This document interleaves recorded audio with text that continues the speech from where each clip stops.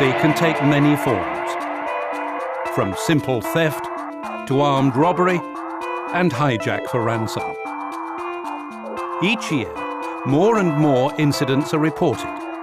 But in recent years, the most serious incidents have taken place in the waters around Africa, in the Gulf of Guinea and the Gulf of Aden.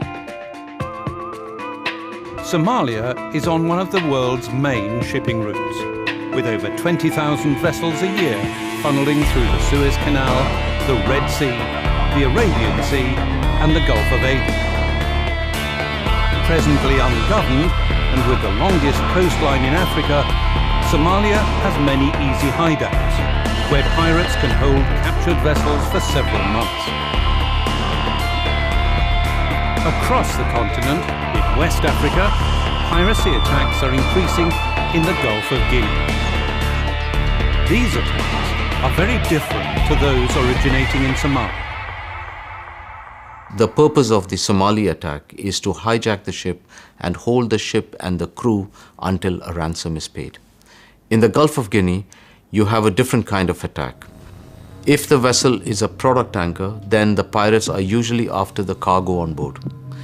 And they will hold the ship until the cargo is transferred in a ship-to-ship operation, which can take 7 to 10 days, after which the vessel and the crew are usually returned.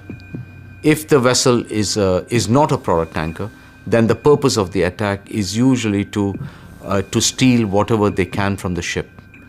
So they get on board, they will ransack the vessel, they will steal everything that they can, and then they will leave the ship.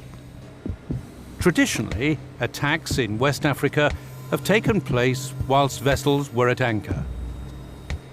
But the tactics used by Somali pirates, attacking a vessel many miles from shore, have migrated westward to the Gulf of Guinea.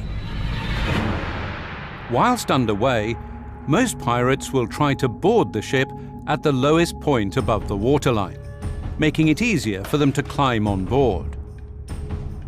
These points are often on either quarter or at the vessel's stern.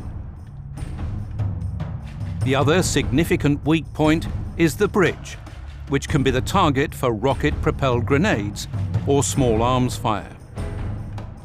Although the chances of being hijacked by pirates are statistically low, the very fact that a vessel could be transiting an area where pirates operate means the ship is still at risk.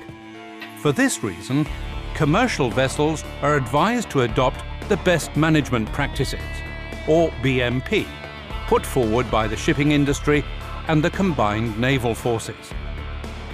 BMP recommends a range of measures to protect the ship.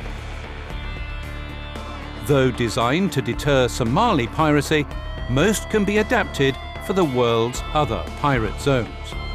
There are parts of the BNP which deal with the prevention of boarding by pirates at sea. And that is applicable in the Indian Ocean as it is in the Gulf of Guinea, particularly in the Gulf of Guinea, where they are using very similar methods to get on board the ships, and in fact anywhere else in the world where a vessel is underway. In this program, we take a comprehensive look at deterring piracy, focusing on lessons learnt in the Gulf of Aden that can be used elsewhere in the world.